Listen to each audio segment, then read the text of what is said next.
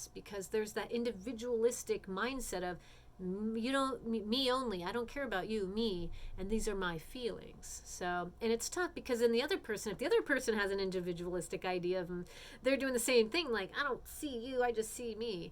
And this is where we're getting a lot of issues currently. Okay, so tyranny is the cruel and oppressive government rule, cruel, unreasonable, or arbitrary use of power or control. So when we think about our government just as a whole, whether it's local or state or federal, we have to consider, what is tyranny? What does this even mean? And a lot of people go, oh, this is tyranny, this is oppressive government rule, whatever the hell it might be. I don't, whatever that might be. The idea is that they're taking our freedoms, right? Well, unfortunately, some things have to be said and done, like we talked about laws, in order to keep things in order. Because, I mean, I see this all the time, especially in the times, I work retail. I see people just absolutely chaotic. Either there's thievery or someone's trying to, get something for free or whatever. You end up having to have these policies and these rules and these laws because we're human, and we're going to try and be we're going to try and take advantage the best that we can, because it's a survival instinct to be the next or the best or to get the thing that we feel we need at that time.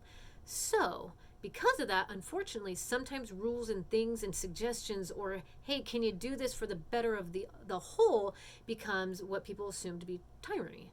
I'm not to say that's, it happens. This is just, when someone becomes in control, it happens that way, or maybe it's a necessary thing. Then this is all gray, man. This is gray. I don't want to get too much into anything because there's so much out there. And at what point do we go, dang, I wish I'd caught that sooner, or it's not that big of a deal, or I don't know. So these are things we just have to be mindful of, especially for those of you who are of age to vote. Please make sure you start local and check what's happening there, because right now we're on an electoral vote. You want the people who are voting for your whatever are voting for what you want, not what they want, because of their interest in whoever is, the next party, person in charge, whatever. Okay, capitalism. It is what America is based on. It is our culture. It is exactly the definition here. An economic and political system in which a country's trade and industry, right, are controlled by private owners for profit rather than by the state. This is actually really cool. All right. So a lot of people get, to start a business. Anyone really who can afford it, and who's willing to take the risk can start a business. And it is not controlled by the state. It is just individual. And that's pretty cool. It's an economic system in which the means of production and distribution are privately or corporately owned, and the operations are funded by profits. Sometimes this is a beautiful blessing, and sometimes this is an absolute curse, because money talks. And we're talking about COVID, and many people who have put their life savings, their life work, their entire life has been put into their own private business, they get shut out.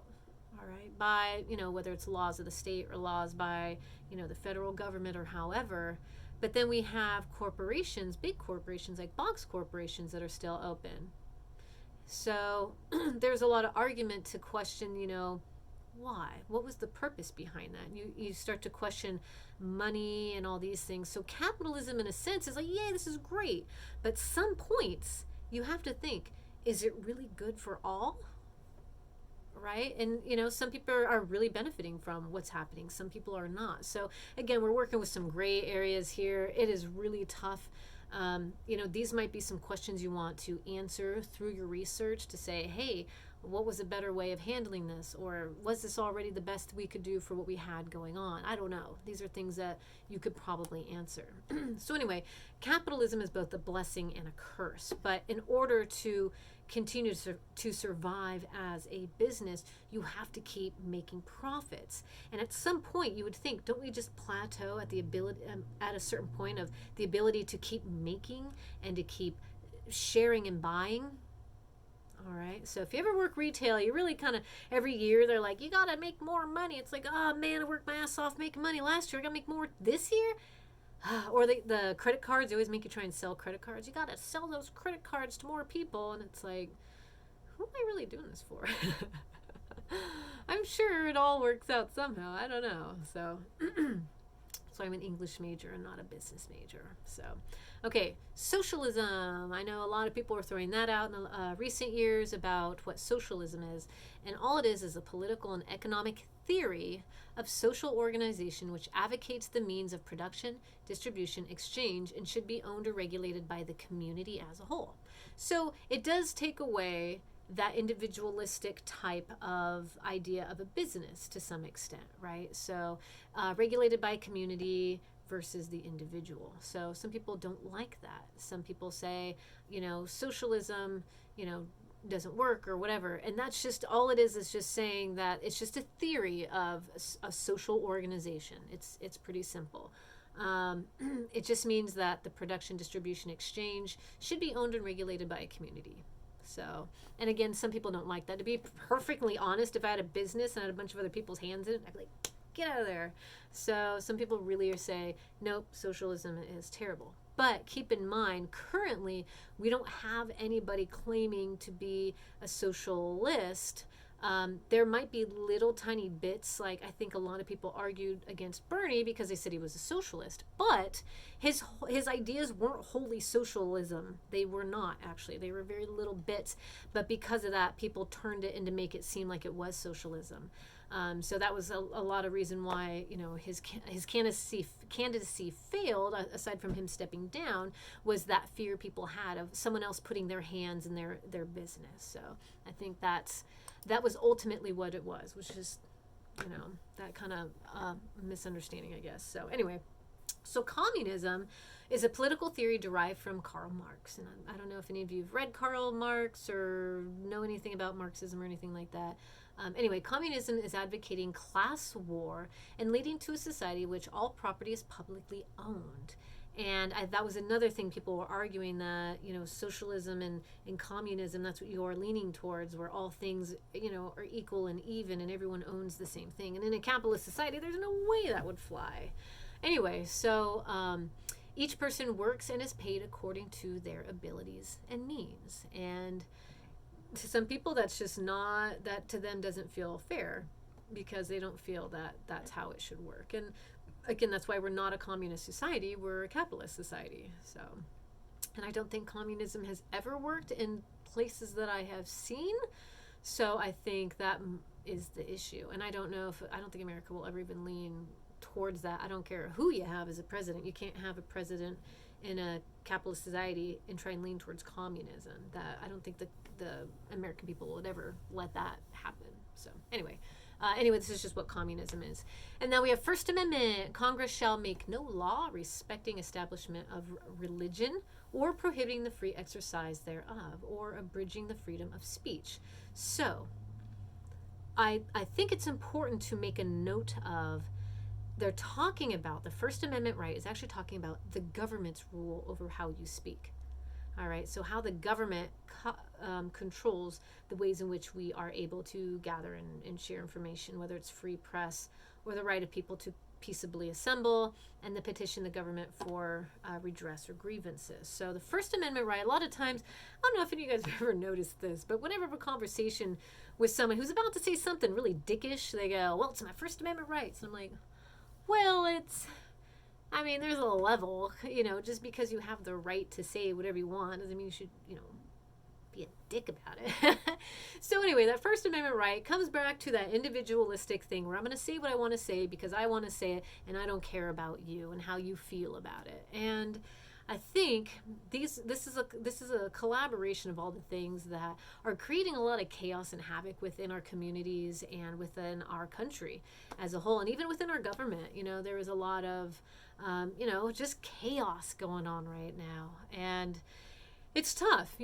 We can sit back and be the armchair politicians or the armchair doctors and say all these things, what we think are right and what we think are wrong, but in the end we're actually not there. We are not the politicians, we are not the doctors, and we're also not the coaches on the field at the baseball or football games, right? So it's a lot easy to sit back and yell and scream and talk about what we think is right, what we think is wrong.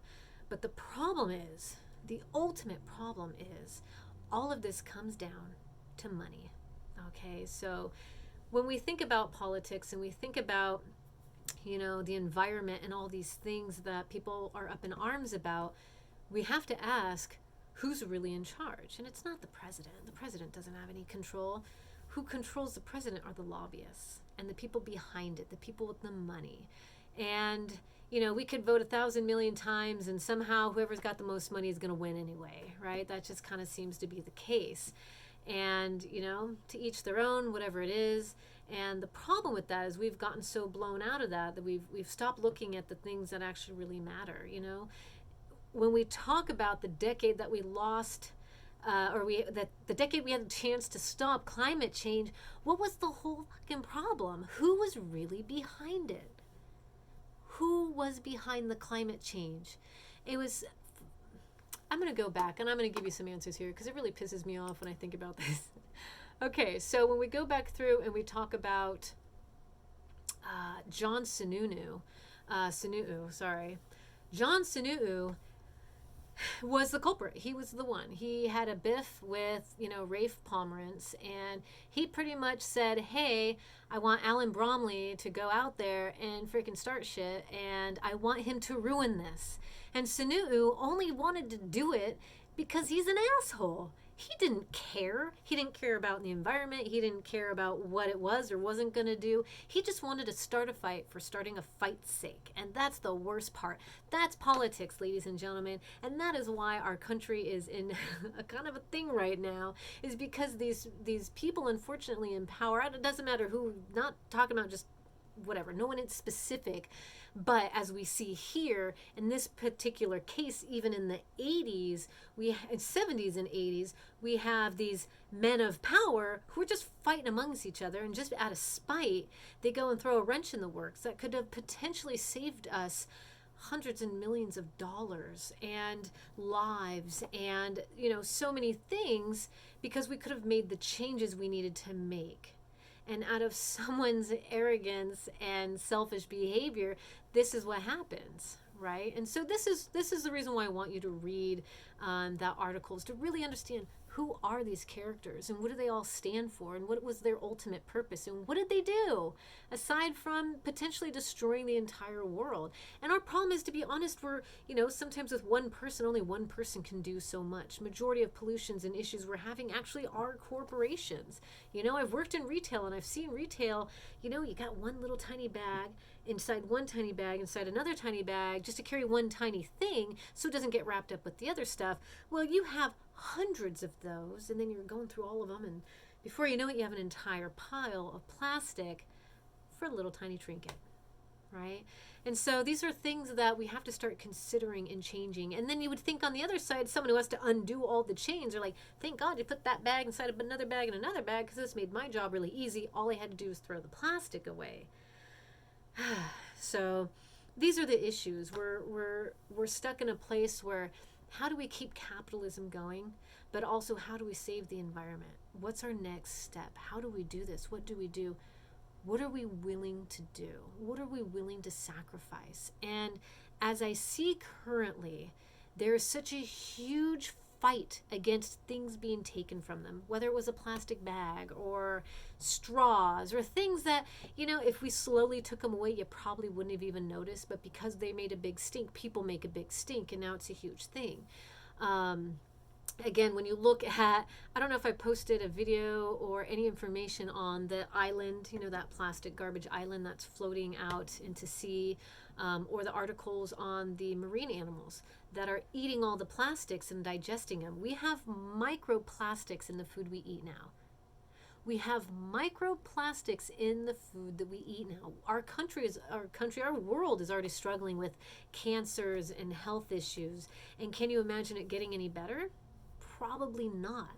And so we have to think about, are we willing to cut back on things to make it easier so that for the future it matters? And if you ever worked at a job where you and a handful of people are working really, really hard, and you got your whole department, your team going, and then you have that one asshole who comes in, he's like, I don't know, I don't care. I'm like, dude, you're killing us right now. That's what it feels like for me as someone who cares, who wants to try and make a difference. And then you get the people who come in and go, I don't care. It's like, it's exhausting. So, in other words, what I'm trying to get you to understand is how can we fight against this individualistic idea for the betterment of all?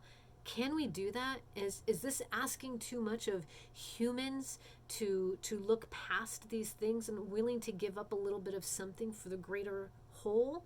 Or is it so ingrained in us, don't take my freedom, don't take my freedom, that yet you're not willing to give freedom to others, right? So that's the question. This is a really hard, it's very gray. It's very gray. Forgive my voices when I do this. This is not an insult to anybody here. This is not my intention.